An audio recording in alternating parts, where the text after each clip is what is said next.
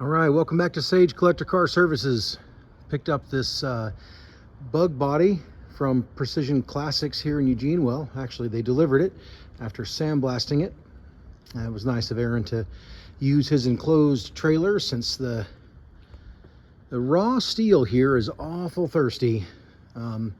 Luckily, the weather is very cooperative today, so super glad to have this thing back.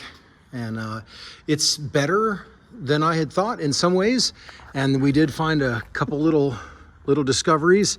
This is the thing about metal acid dipping to bare metal or sandblasting. Both will reveal some, I don't know, stuff that maybe surprises is not the right word, because maybe you knew, oh, well, in the 90s or 80s when they filled these two holes where the original exhaust would have poked out, yeah, they probably just put some metal there.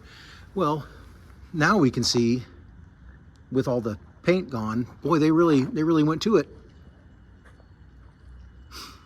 And it's too bad, because they didn't need to hammer it that hard.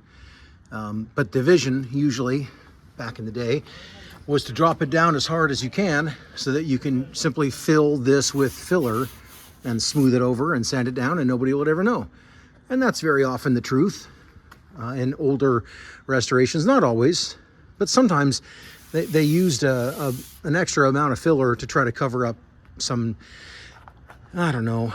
Now maybe more people would tend to want to do more metal shaping. I don't know if that's true or not. Maybe it would depend on who was doing the work. But in the front, we've got kind of the same thing, where, you know, this has been discovered to be a little bit worse than I had hoped, particularly in regards to some rust. Some of these areas are all the way through, and so that's disappointing, you know. But we knew this was going to need some shaping, and it does. And now it just needs a little bit of some patchwork as well. I think one of the interesting, the larger surprises for me was this spot here, and it's certainly not big.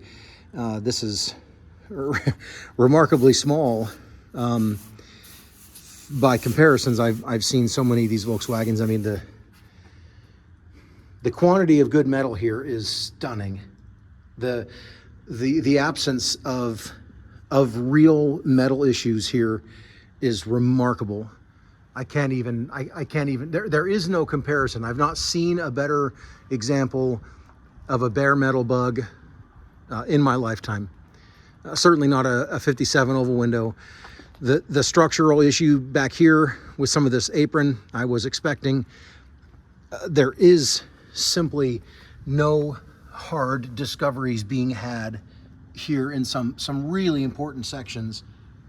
The body is fantastic.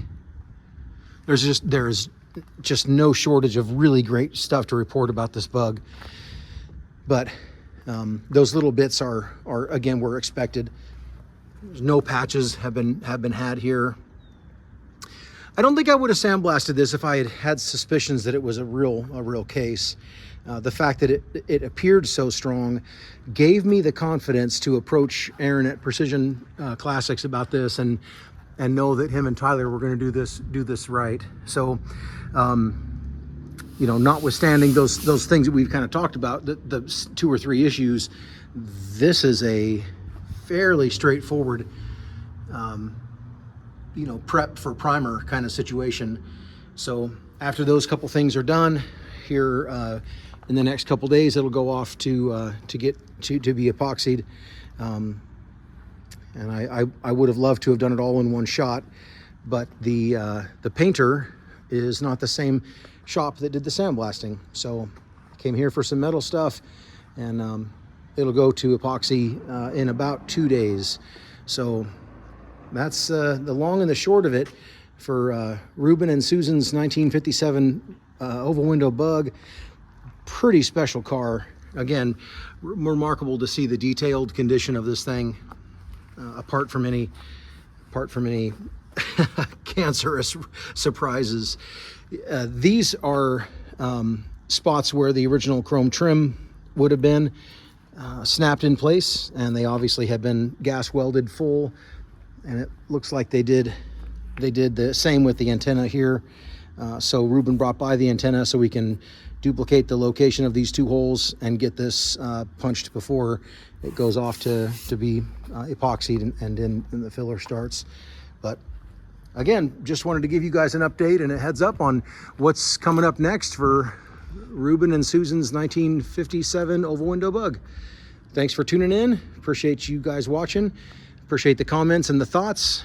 And do stand by for more on this project and more things lurking here at Sage Collector Car Services.